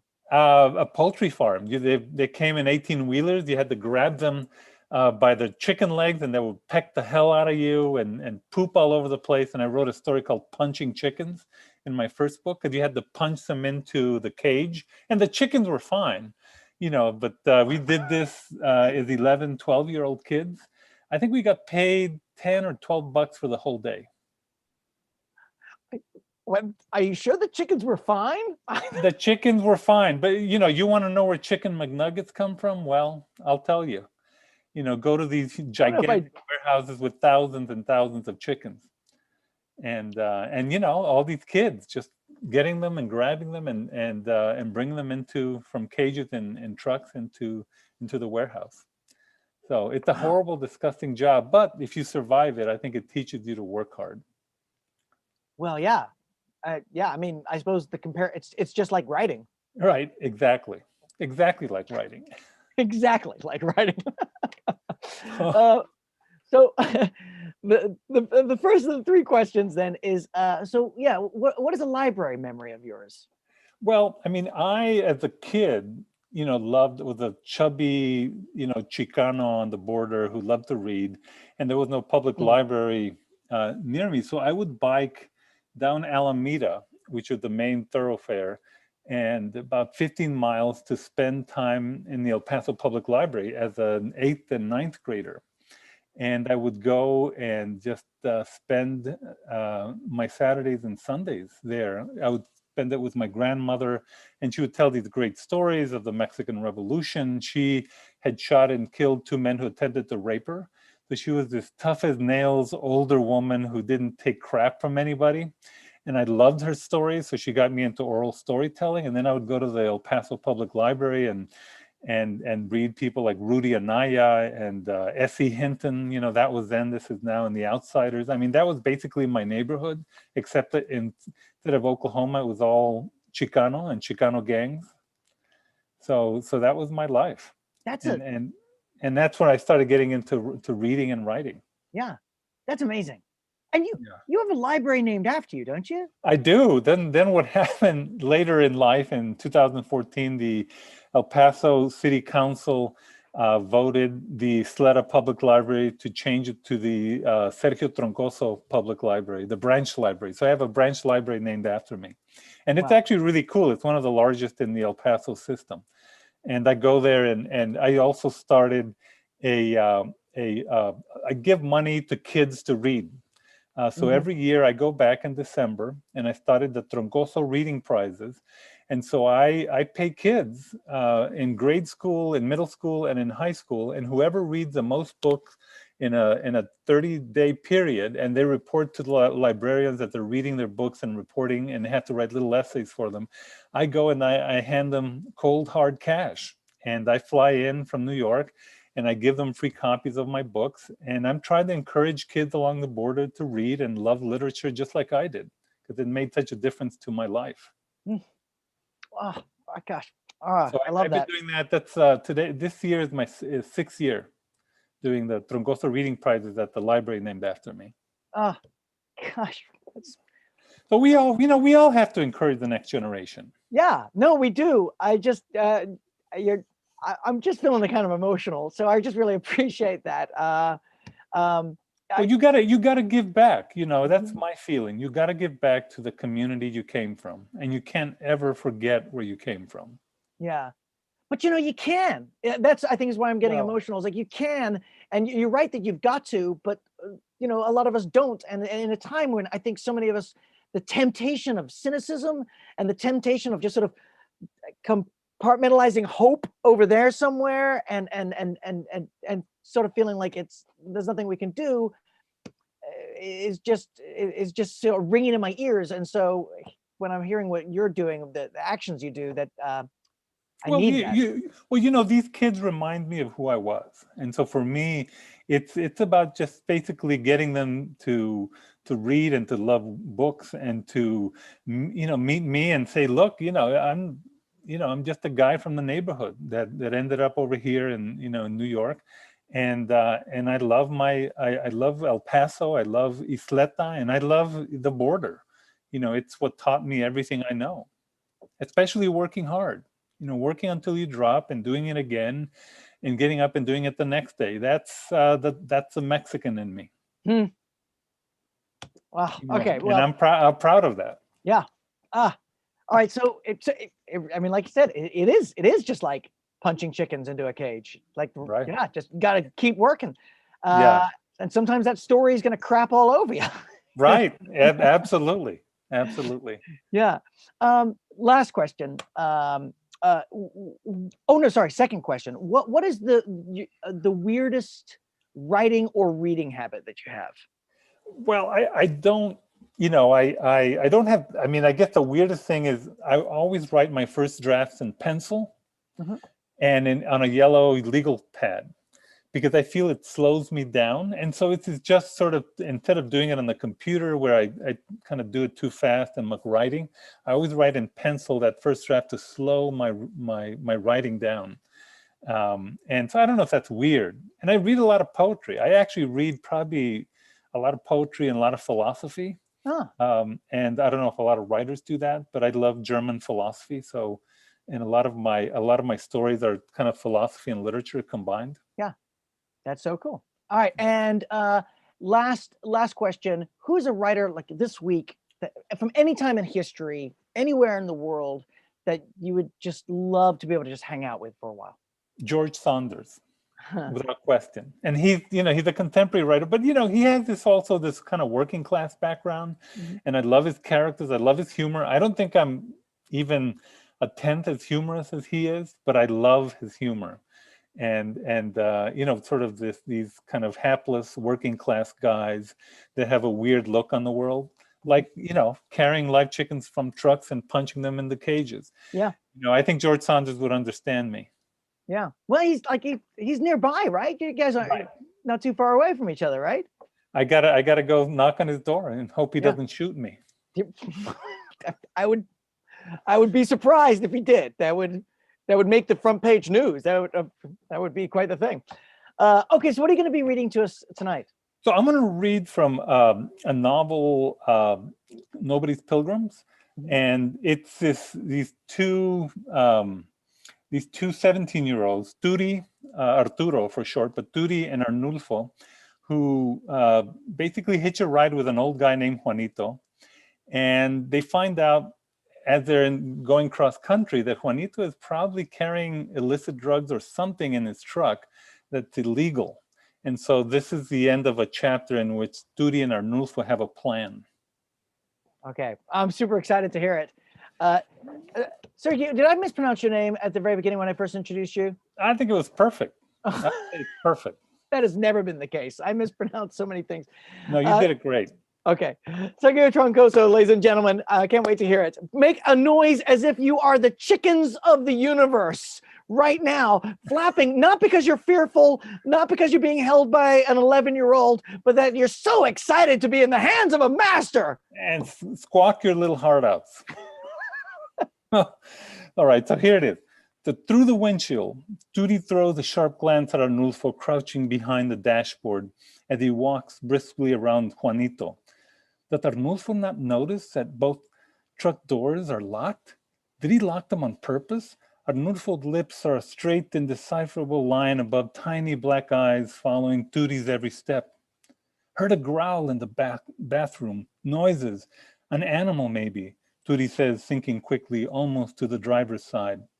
He can smell and feel Juanito's stale, sticky breath in the cold air, like a sheet of rust hanging in the moonlight. Turi's fingers the truck key in his pocket. If he takes the key out, Juanito may grab it. Pinche güey, probably a javelina or a skunk. No es nada. We need to get out of here and get going. We don't have any time for any games. Turi raps on the driver's side window and points at the lock. For a flash of a second, Arnulfo's smirk returns.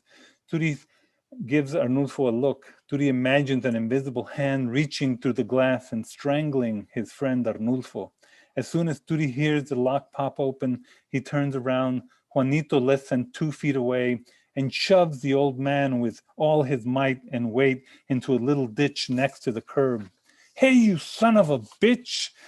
Turi slams the truck's door and hits the lock with his elbow, jams the key into the ignition and revs the motor. He can see Juanito struggle to get up and climb out of the ditch. Turi shoved the old man's chest hard, and he heard a pop or a whoosh as he pivoted toward the truck. Maybe he knocked the old man's air. Just as the reverse gear engages, Juanito's hand is at Turi's window, pounding against the glass. Out of the corner of one eye, Turi glimpses the irate dark figure. He floors the accelerator and yanks the wheel away from the curb. Does Juanito have something gripped in his hand? A rock? Turi winces and waits for the explosion of glass, but sees only Juanito's shoulder as Turi clips it with the wing-like driver's side mirror. The truck roars backward, sending the old man careening and spinning like a whirling dervish into the desert darkness. Turi yanks the gear into drive, and the truck lurches onto the highway. He stomps down on the accelerator and finds only the flashes of moonlight in the rearview mirror where Juanito once stood. Like a blue marlin released into the ocean depths, the truck swerves on the highway between the two empty lanes, leaving a cloud of dust in the desert's midnight murk. The headlights turn on and slice into the night. Shit, sorry about the door. I didn't. Freaking Arnulfo, why the hell you lock both doors? Turi's glances at Arnulfo, involuntarily shivering in his seat and holding himself with both arms. Turi is also suddenly cold. Wonder what happened to the old bastard. Now they're going to come after us. That's it. Jeez. Gosh, man. That had me on the edge of my seat. So anyway, they steal the truck. Yes. Well, that's fantastic. And the adventure begins. Anyway, it's that's sort of the beginning of the novel.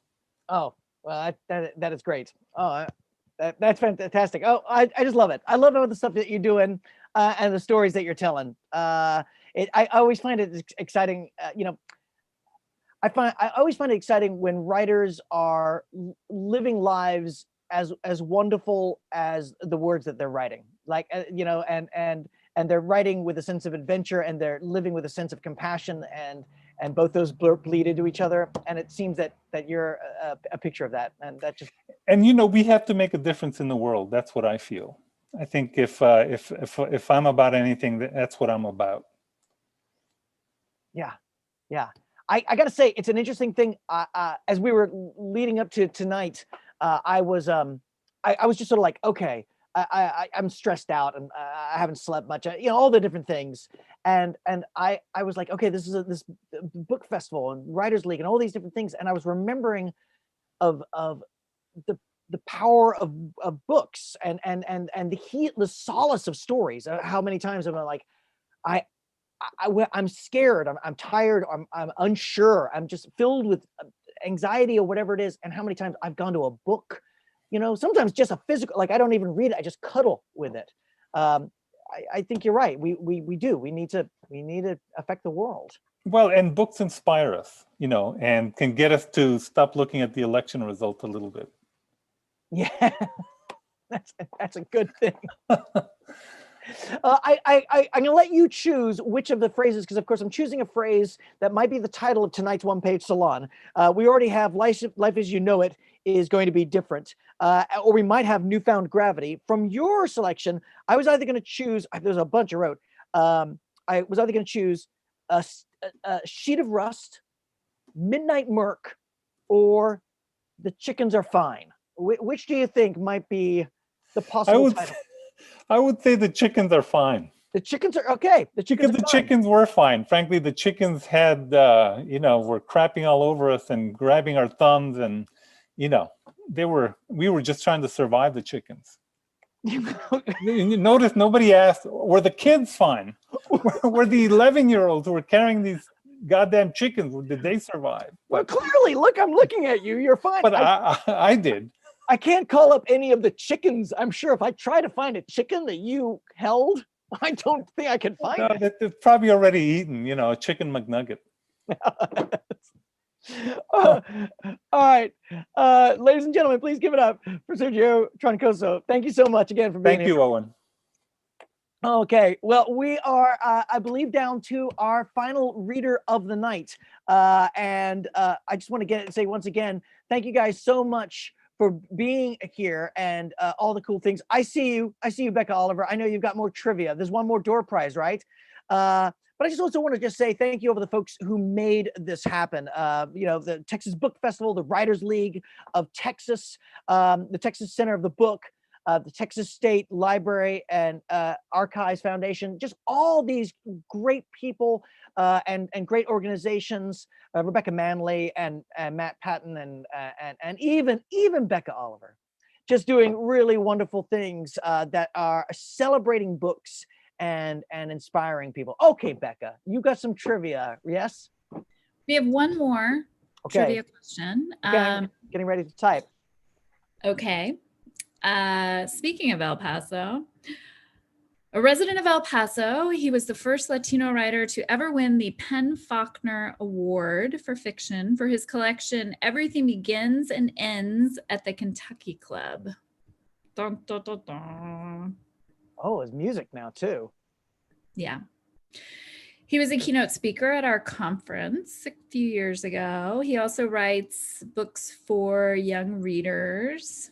Anyone? No, not Oscar Caceres.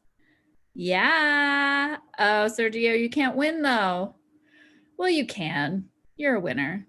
I like that he also put a plug for the book that he read from. Nobody. Right. He was like, by the way, before I tell you the name of this other hack from El Paso, I'm going to mention my book. He's like, update on the Georgia vote, hashtag Nobody's Pilgrims coming 2021. But that's a good point, because I can't wait to read that book. I can't wait to read it.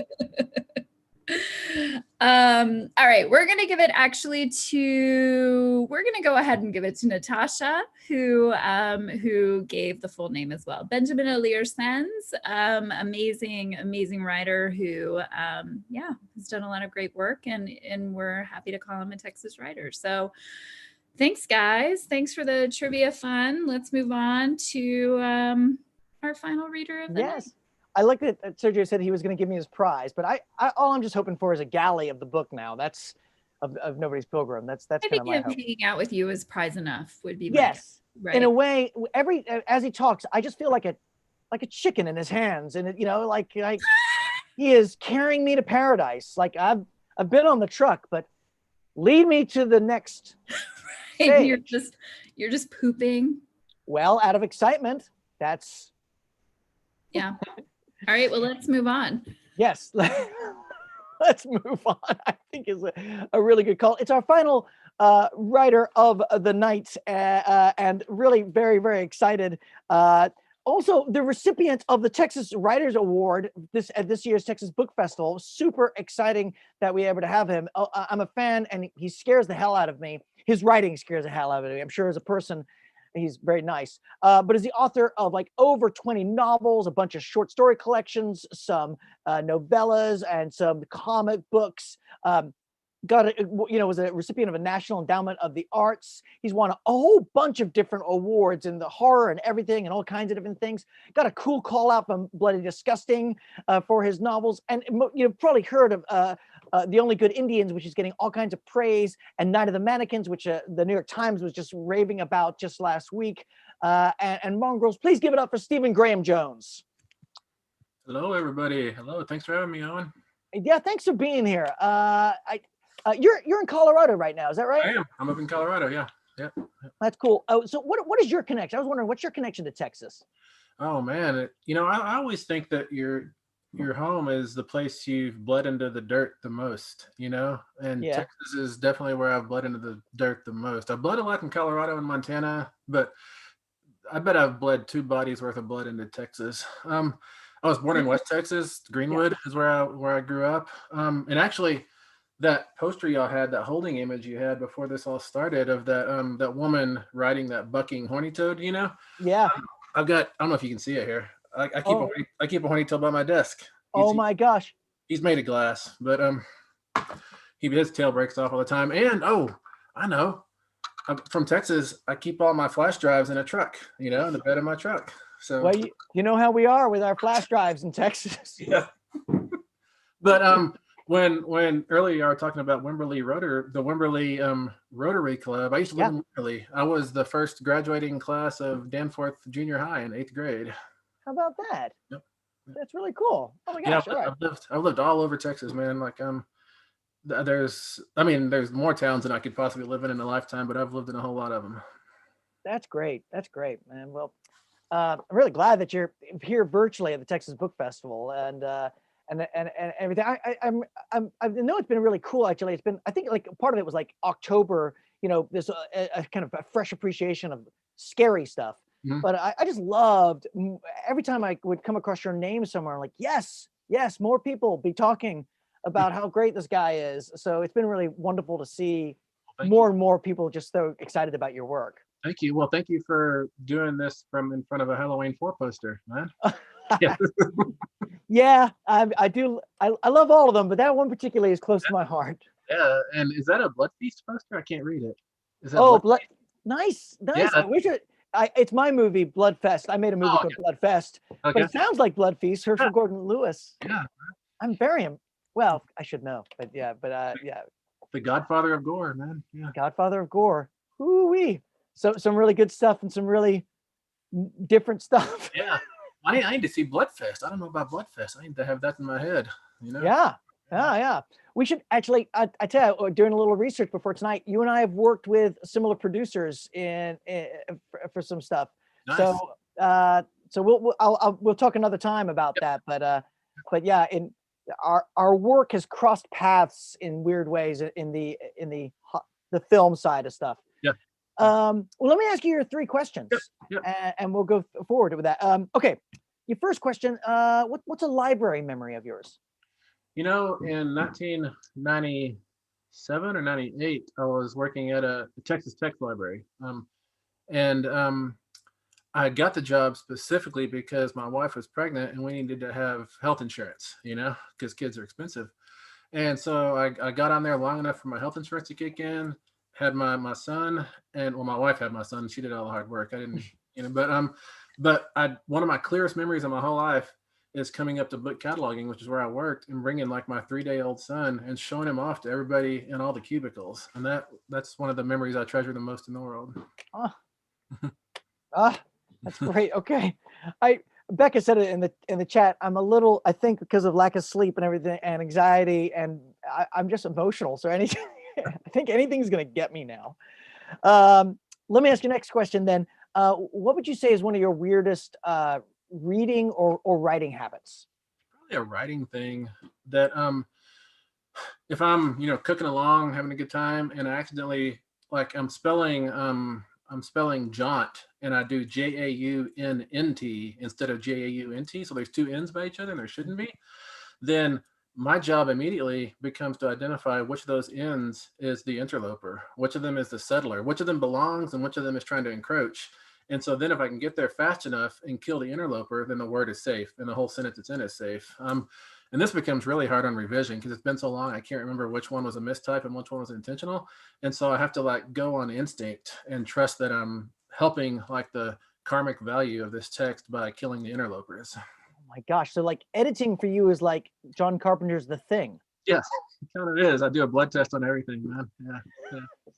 Terrifying. That is a really weird quirk. I like that a lot.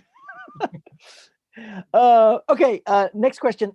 If there was a writer, any writer in history, any time that you could spend some time with, specifically this week, and just hang out with, who would it be?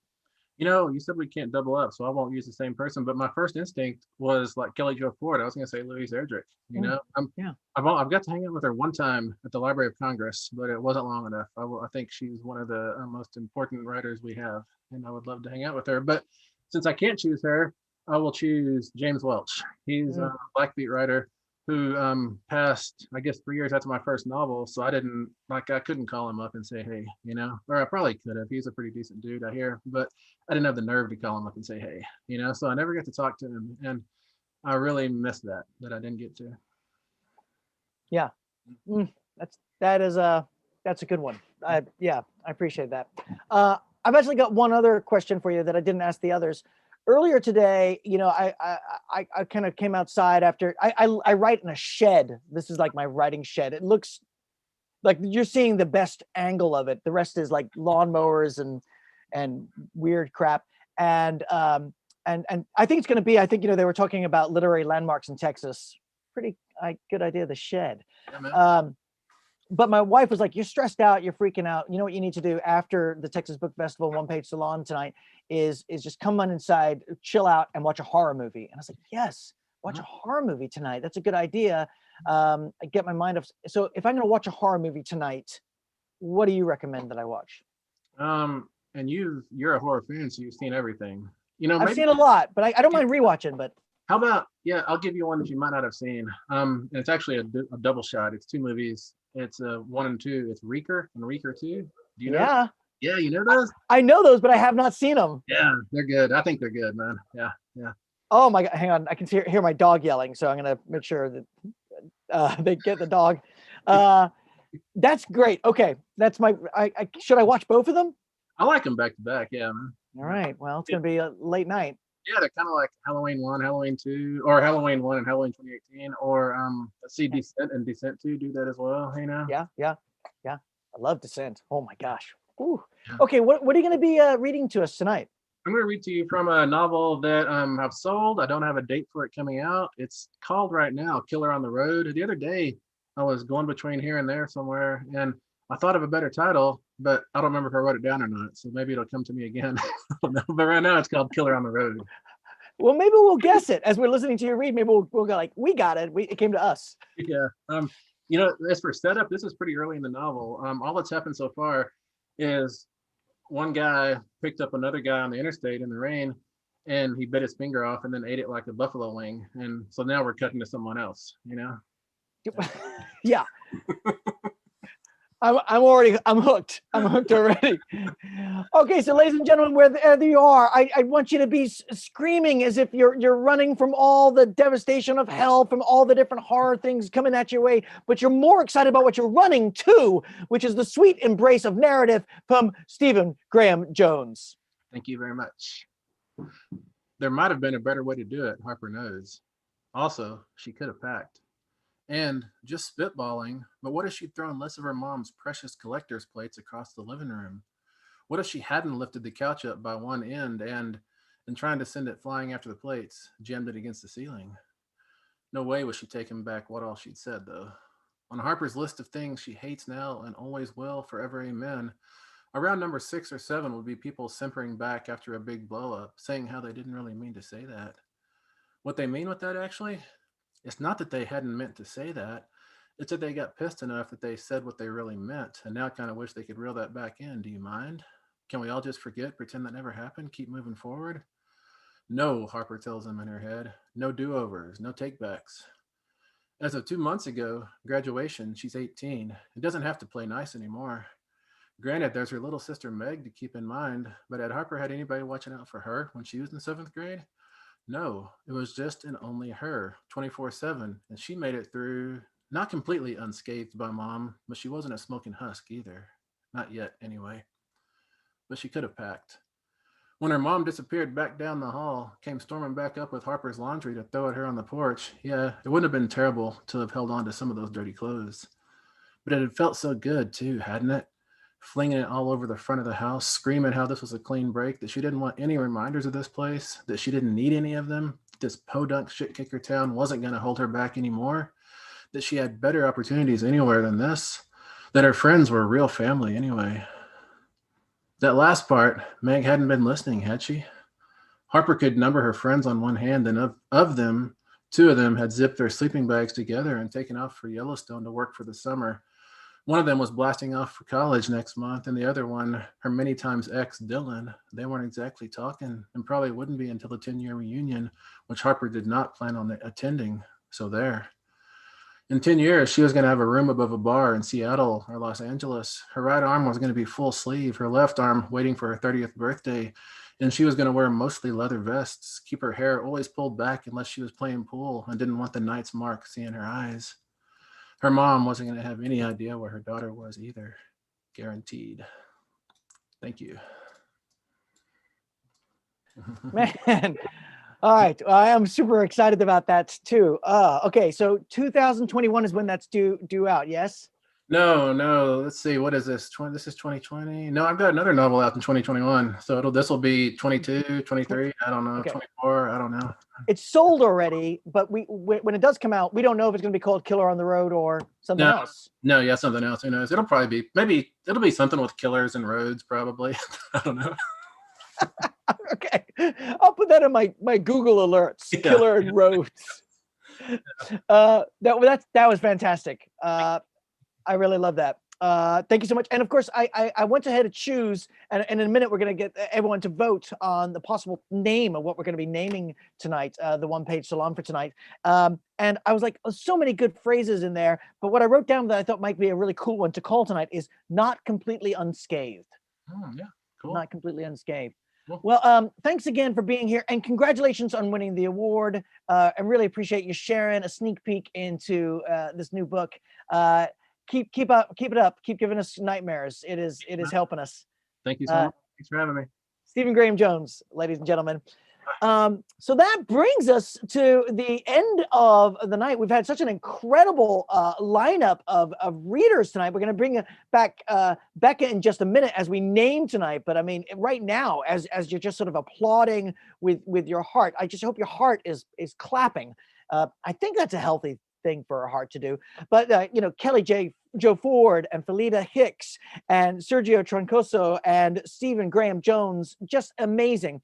And all the different award winners tonight, all the cool things that were done, the Writers League of Texas, the Texas Book Festival, the Texas Center of the Book, the Texas State Libraries and Archives Foundation. Remember, the Texas Book Festival is happening, as we talked about, it's going to be happening for like, a long time now, like 2 weeks. And there's so many great events. I mean, it is amazing. And it's a great thing to be able to experience and encourage and these writers and hear these words. And it's just, it's a gift to you. It's a gift to them. And the more you're encouraging books, the better the future will be. So let's get Becca on here, and Becca will help me as we decide the name of tonight. So I'm going to go ahead. Oh my gosh, you're still, come on, you knew that was coming that time. Yeah, what's up? Okay, so we're going to decide now. Basically, I'm going to read out the name, and when Becca says go, you get to type in the name in the chat room of what you think tonight will be named, the phrase. So it's either going to be called Not Completely Scathed, called Chickens Are Fine. It might be called Newfound Gravity, or we might call tonight Life as You Know It is Going to Be Different. Those are the 5 things. When Becca says go, we can give your possible Go. time. I don't think you needed me for this. Maybe not. I thought you were going to be closing out everything tonight. So this was a transition. Okay. Oh, we're getting chickens. There's a lot of newfound gravity. There's a lot of Chickens Are Fine. Life as You Know It.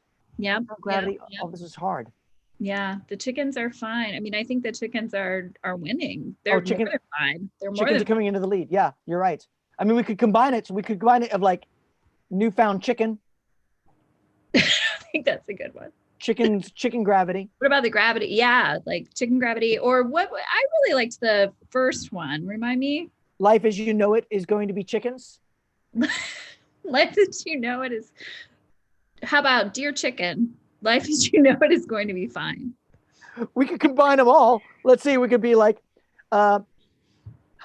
life as you know it is not completely unscathed chicken gravity.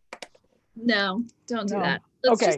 Chickens are fine. The chickens are fine. Chickens are fine. Ladies and gentlemen, we're calling tonight Chickens Are Fine. Thank you guys again so much for being with us tonight. Make sure that you're doing all the different things that we were talking about earlier.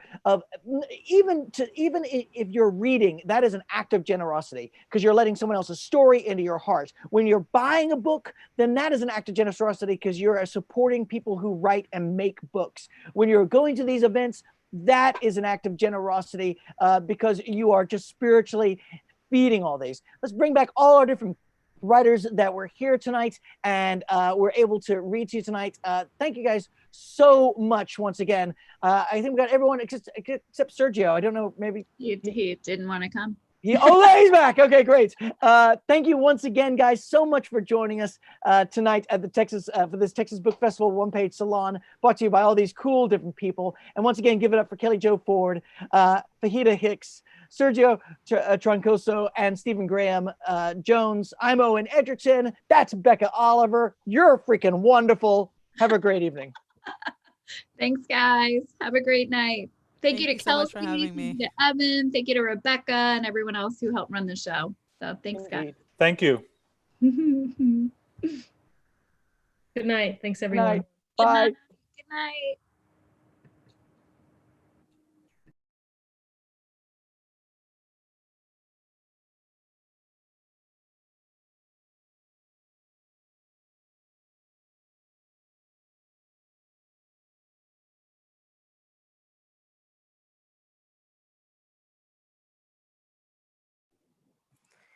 Thanks, everyone. Bye, Rebecca.